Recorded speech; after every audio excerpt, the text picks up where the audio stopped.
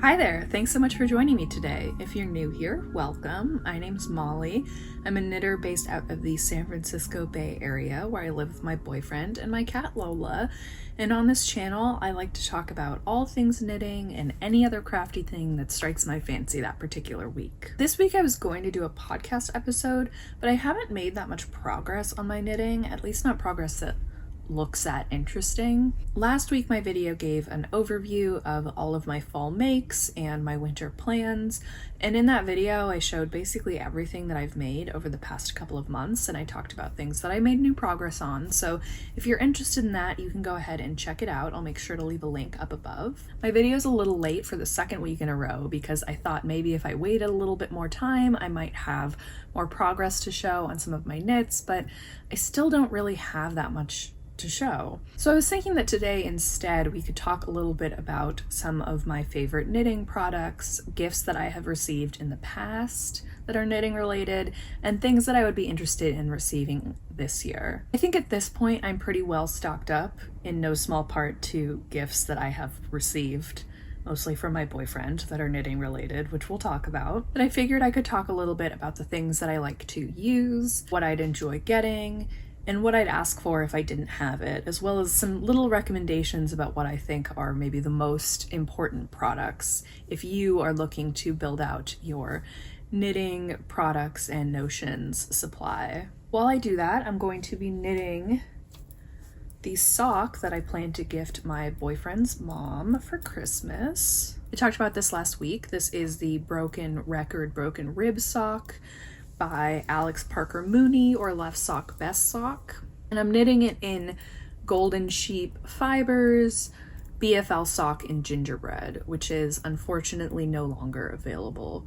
I talked about this as well in my last week. I mentioned it a couple weeks ago when this yarn was a new acquisition. So this has kind of already been discussed quite a bit, but I have finished the leg, I have turned the heel, and I'm currently working on the gusset decreases. So hopefully while I'm dropping some stitches. I'm working on DPNs, which is not my favorite, but all of my other 9-inch circulars and my larger needles that I use for Magic Loop are currently being used, so I'm stuck doing this. Although those are hibernating projects that I should probably either finish or call a lost cause in Frog sometime soon. I'm pretty excited about the progress that I've already made on this, but I do have quite a bit more to do. So I'm gonna go ahead and jump into this project while I talk about some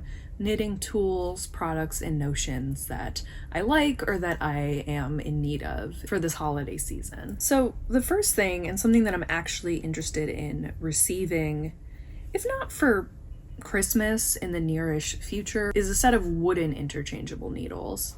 I have a set of metal needles. I have the ChowGoo twists, I believe that's what they're called, and I totally love them. And I'm mostly a metal needle user personally. That's just what I prefer to knit with. I think sometimes the texture of the yarn sliding over the wood can be a little bit squicky for me. I don't know why. Despite being mostly a metal needle girly, I think there are times when I would really like to have wooden needles of basically all sizes at my disposal. When a yarn is a little bit more slippery, like a cotton yarn or maybe a silk yarn, although I haven't worked much with pure silk, I think having something that's just grippier on the needle side would be helpful. When I'm looking at interchangeable sets, which I've done a little bit, I'm typically looking for sets that have smaller needle sizes. So I'm looking for a US 2 or so. I don't really have a top limit. I would say that I typically don't use needle sizes above a US 8 or US 9 very often because I don't knit with super bulky yarn. And I'm also a pretty loose knitter, so I often have to go down a couple needle sizes when I'm looking at a pattern. I also prefer a shorter needle tip, so something in the 4-ish inch range, because that way you can make smaller circumferences with your needles. And usually there's not much of an upper limit to the size that you could achieve because you can just get longer cables. I don't have a particular set that I'm like especially interested in. I would consider the ChiaoGoo spins, which are the bamboo version of the ChiaoGoo interchangeables. The benefit of that being that there's a really wide range of sizes from I think a US 2 to like a 15 if you buy the whole set. They come in 4-inch tips as well. I believe ChiaoGoo also has 5-inch tips if that's something that you are into. I have the 4-inch for my metal ones as well. I'm also interested in the Lykke needles. I think that's how you say it, Lykke, or about how you say it. I'm sorry if I'm butchering that. But they have 3.5-inch needle tips, which I find to be a very appealing size.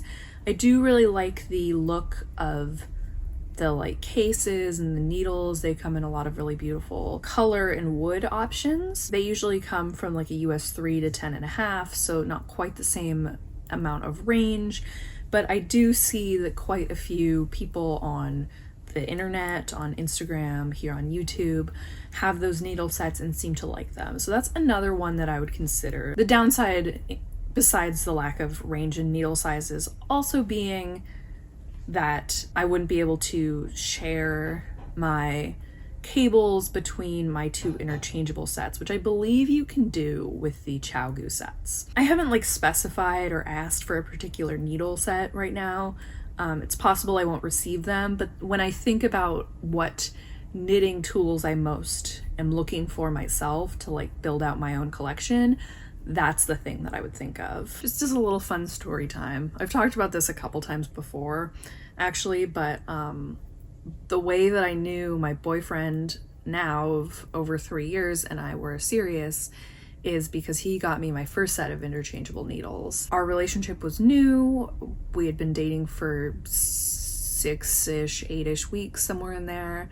So, you know, still in that feeling it out stage, and he came over and gave me these needles as a gift. I think I'd mentioned wanting interchangeable needles, but we weren't at the point where I was certain we were going to be doing Christmas gifts, so I don't think I mentioned it in like a this is what I want you to buy me way. And I didn't really give him any tips, but he'd done quite a lot of research himself. The calling card of ChiaoGoo needles, I would say, at least ChiaoGoo metal needles, is that they have these red cables, which the interchangeables also have. So I think he'd seen those in like pictures or when I was knitting around him. So that's how he like, I guess, narrowed in on ChiaoGoo in particular. I think he chose metal in part, he said, because he'd like read that you could knit faster, which I would say is probably true.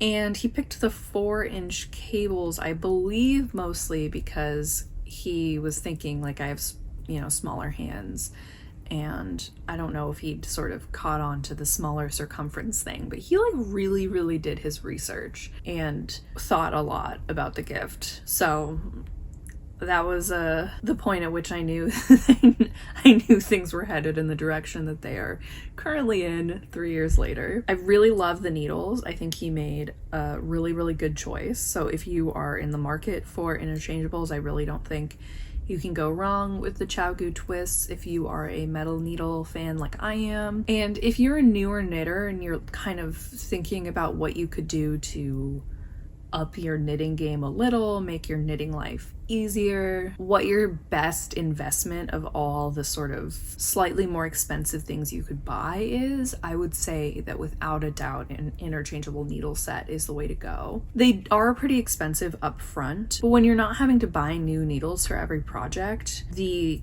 savings can definitely add up. Like you can get to a point where you're definitely saving money by mostly using your interchangeables. When I didn't have my interchangeables, I felt like I was buying new needles all the time because I needed new circumferences in like the circular needles, or I needed new needle sizes, or I needed something that was both. So I was just accumulating needles at a very rapid rate. I think this is like the one big ticket item that I would really recommend if you're starting to get serious about knitting. I've also received as a gift from my boyfriend a Swift and ball winder. I think from this you can tell which one of us has a regular job and which one of us was living on a grad student stipend for many years. He got me what I think is called an Amish Swift. It's not the umbrella style one. It has like two, it's like a cross of wood with pegs in it, and you loop it around and it spins. It's as opposed to the ones that like pop open like an umbrella, like they fold down and they pop open. I'll put pictures of what I mean. I think you might be able to get umbrella Swifts for slightly cheaper, although the quality might not be as good. I don't know what kind my boyfriend got me. I think he might have gotten it somewhere on Etsy, and I think he chose the non-umbrella Swift because he'd read somewhere that it might be more reliable. I'm sure it was something to that effect because, as I've established, he does his research. To go with it, I bought my own cheap Knit Picks ball winder that worked okay for a little bit. So that is something you could get. You don't have to spend a super large amount of money on a ball winder. Although that did break and it ruined a lot of skeins before I finally figured out what was wrong and stopped using it. So that's just something to like think about. If it starts to get wonky, know that it's not you, which is what I thought. I thought I was doing something wrong for the longest time, and I wasn't. So just beware of the cheaper ball winders in that respect. After a little bit of time, for some other celebratory event or milestone, my boyfriend got me a ball winder that I had been looking at. I don't know if I told him to buy this particular one, but it's one from Knitter's Pride, I believe, and it's a wooden one with a pretty big base, so it takes up a little more space, but it's way more reliable. It works much better. It has a clip so you could like secure it to a table, but you don't have to. It can also lay flat on the ground, which I like because I don't have that much table space, and when I had the Knit Picks winder that needed to clip onto like a table or something, I was struggling to find somewhere to clip it on a lot. So that's something that I like as well. Just generally speaking, I'd say if you're like looking at these and you're interested, but you're like, I think that these might be too expensive or the combination is really expensive, I think that you could get away pretty well with just using a Swift. I've done it in the past, and I think the benefit of being able to kind of stretch out your hanks taut and have them wrapped in a ring around something that will turn for you is kind of the biggest part of it all. Obviously, when a winder is working correctly, it gives you really nice cakes, although they don't always stay that nice. So there's that. But also there's lots of ways to wind center pull balls by hand. If you really want a center pull ball, I did that for quite a while without a Swift or winder. And I personally don't mind working from balls that pull from the outside. The only issue I have with them is that they kind of roll around, but they're not that bad. So if you're looking for one of those two things, I think the Swift is definitely the thing that will like save you the most time and make it the easiest for you.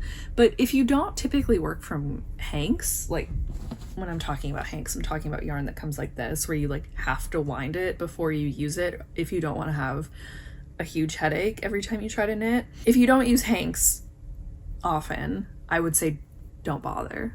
Just if you need someone to tell you like that you don't need all this stuff, you don't need it if you're not using lots of hanks. But if you are, I would strongly consider definitely a Swift, and if you can swing both of them, a Swift and a winder. There's a couple things that I might also consider asking for if I didn't have them. The first would be maybe blocking mats. I don't think they're quite as important, so I would, although they are more cost effective, so if you're looking for someone to get you something a little bit smaller, that's something you could ask for. I think you could also probably use children's play mats. Like they're just these foam mats that you can stick pins into to block your projects out to certain dimensions. I find that it dries a little bit better than if you lay it out on something like a towel, but it's definitely not a necessity. I also find that it's good because, like I said, I have limited floor and table space, and I have a cat who will walk on anything, so I actually put mine on top of a drying rack, and because these foam like squares fit together and are a little bit more rigid than like a towel on top of a drying rack, I'm able to kind of block things off the ground a little more easily while also not taking up any sort of table space that we have, or, you know, bed space, desk space, whatever. And it's just easier, I think, to kind of block things flat when you're able to put them out on a surface like that and to pin them. I really like the long like pin heads, I guess, that have multiple pins in them. I'll put a picture of what I mean by that. I have some by Knitter's Pride that are like rainbow colored, but they're a lot faster than just putting individual pins and everything. And I find a little bit less dangerous because you're not going to be losing one of those quite as easily as you're going to lose an individual pin that you then might have to like search all over the floor for, so that you or your pet or your partner or whoever else lives with you isn't walking over it at some point. So those are slightly more budget friendly gifts and things that I personally find myself getting quite a lot of use out of. Another thing that I've recently started using myself is a neck light for knitting. I think that you can buy these as like book lights. I believe that there's a company called Lumos that makes them that I see ads for all the time. Like, I think they've been partnering with a lot of knitters who they've been like sponsoring. I'm not sponsored by them. I'm not big enough for that. But basically it's this double light that goes around your neck and there's two little heads and it like can move at different angles and it helps light up yarn as you're knitting it. I bought one from Knit Picks a little while ago. It's actually been a little bit finicky recently, but I have been finding myself breaking it out, I think for the first time, to actually knit this project, because this is such a dark yarn and I'm not like, our apartment isn't super well lit. In our main living area and in our bedroom we don't have overhead lighting. It's pretty easy to see here. I would say it looks maybe brighter on camera than it does in person, but especially given that the yarn is dark and the stitches are small, I'm finding it a little bit difficult to know where I'm at, like in the broken rib pattern, for example, where you have to change what you're doing every other row, and as I'm doing the gusset decreases, and there's just lots of things that I have to be able to see to keep track of. So something like that would be super helpful. I don't think that you have to get like a knitting branded one, and I think you could probably get book lights of various different kinds. This is something that I've personally really enjoyed working with and found to be a super useful tool for me in my knitting. So if you're someone that works with small gauge projects and really dark yarn a lot, this might be something that you would like using yourself. So those are kind of the big ticket items. Those are the most expensive things that I would probably ask for if I didn't have pretty much all of them, with the exception of the wooden interchangeable needles.